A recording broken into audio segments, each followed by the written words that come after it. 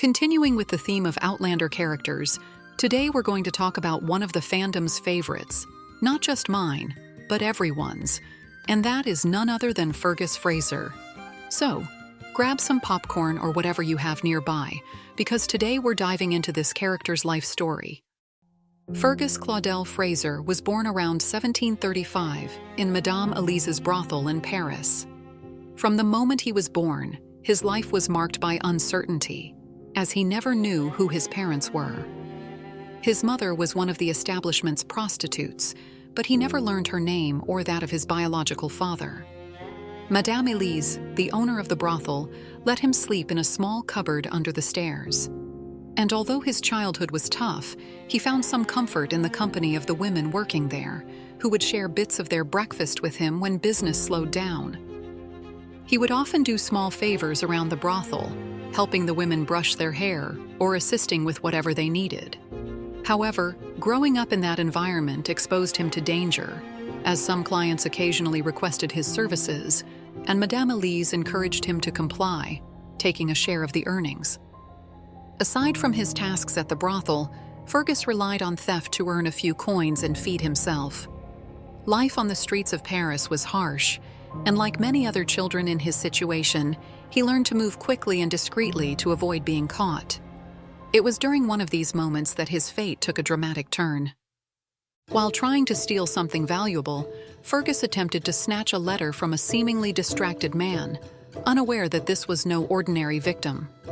That man was Jamie Fraser, who not only caught him but also recognized a useful talent for his own purposes. For Fergus, anything he could sell or trade represented an opportunity to make some money. The letter he tried to steal from Jamie was no exception. Like so many other times, he acted on instinct, driven by necessity and the habit of seizing any moment of carelessness. He had no idea what the letter contained or how important it was. He simply saw an opportunity and took it, never imagining that this single act would set his life on an entirely different path.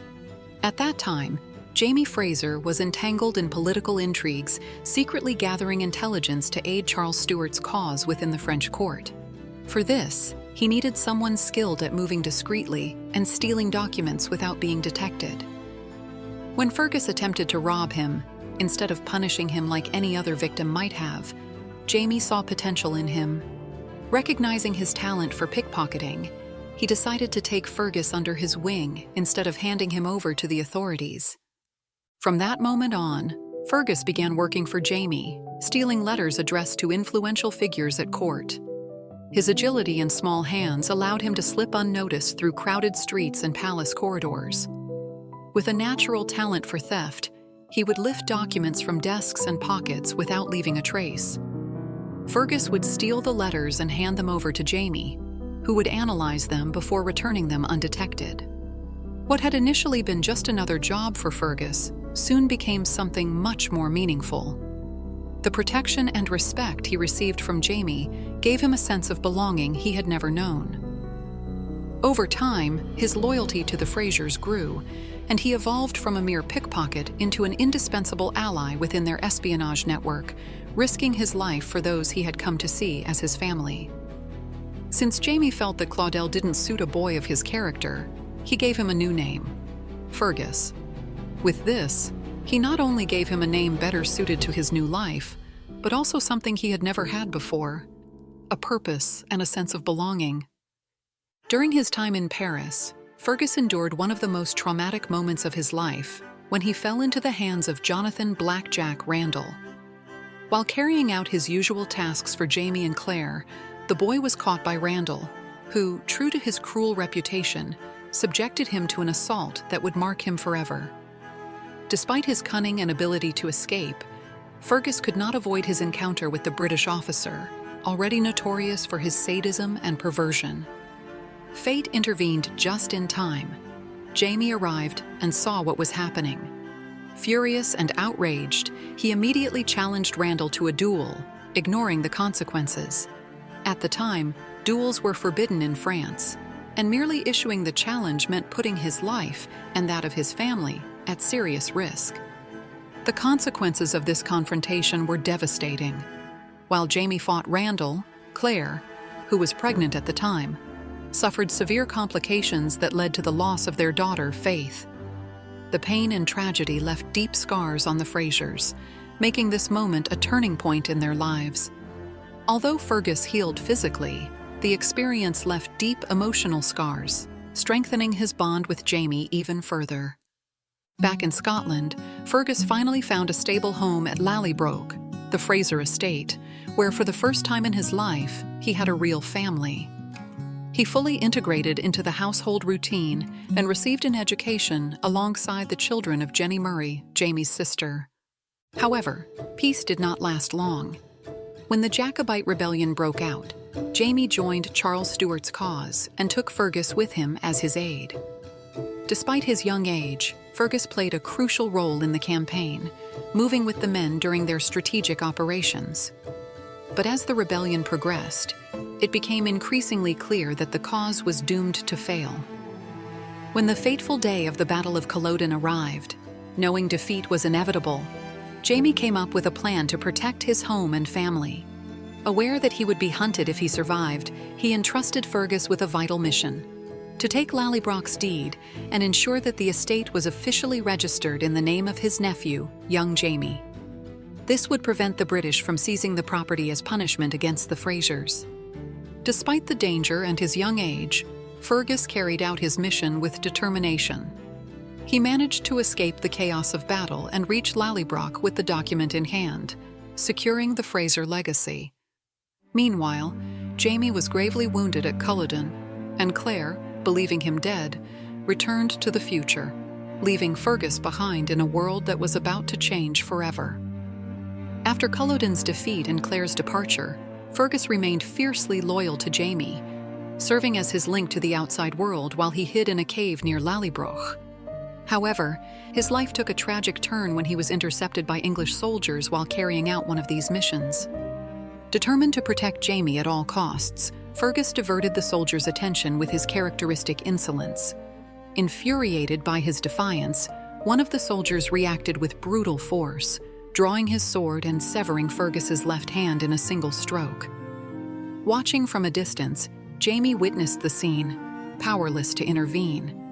Revealing himself would have meant capture, both for him and his family. From that moment on, he was haunted by guilt and helplessness. Despite the horror of the event, Fergus displayed remarkable resilience. He reminded Jamie of a promise he had made years before, that if Fergus ever lost a part of himself while serving at his side, Jamie would take care of him for the rest of his life. With a mix of resignation and humor, Fergus embraced his new reality, while Jamie felt even more indebted to him. Shortly after, Jamie made a definitive decision. Knowing that his presence in the cave only endangered his family, and with Fergus's recent attack weighing heavily on his conscience, he chose to surrender to the British authorities. After Jamie's years of exile and imprisonment following Culloden, Fergus became an essential part of his business. He not only assisted in the printing press, where they produced pamphlets and documents, but he was also involved in much riskier activities, such as printing materials that openly defied the British government. The fight for freedom did not stop, and Fergus was there, ready to risk everything. It was around that time that Jamie married Lie O'Hare Mackenzie, and it was also then that Fergus met Marsali, Lie O'Hare's daughter. It was love at first sight, but their path was far from easy. Marsali's mother disapproved of the relationship, seeing Fergus as nothing more than an orphan with no family name and a dark past, far from an ideal match for her daughter. Despite everything, the love between Fergus and Marsali proved stronger than the obstacles placed before them.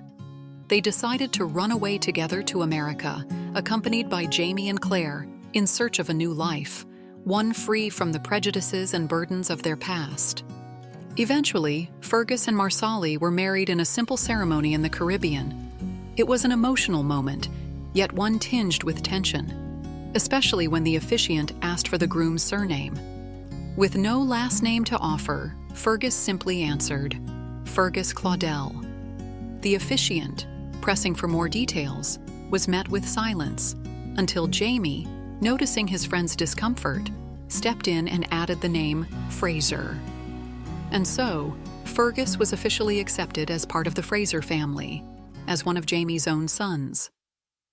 After their marriage, Fergus and Marsali's life was filled with challenges, but also moments of great joy.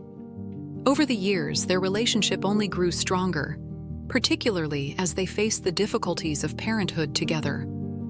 Their eldest son, Germain, spent his early years with them, but due to the war and the dangers of the time, they made the difficult decision to send him to Fraser's Ridge, where he would be safer under the care of his grandparents, Jamie and Claire. Their younger daughters, Joan and Félicité, were born during turbulent times, yet they were always surrounded by their parents' love and devotion. The birth of their youngest son, Henri Christian, was a pivotal moment in their lives. He was born with a rare and serious condition, bringing profound emotional pain to Fergus and Marsali. However, despite the hardships, their love for each other never wavered. Together, they faced their darkest moments, relying on one another as they navigated the challenges life had placed before them. Fergus Fraser's life was one of constant struggle and triumph, marked by challenges, losses, and moments of happiness. From his difficult beginnings as an orphan with no family name to his place among the Frasers, Fergus demonstrated unwavering resilience and loyalty. His bond with Jamie was not just one of friendship, but of deep trust, making him a crucial pillar in Jamie's life, even in the darkest of times. Let me know in the comments what other topics you'd like to see covered on the channel, and remember, if you enjoy this type of video, the best way to support me is by leaving a like, subscribing, and turning on the notification bell. See you in the next video.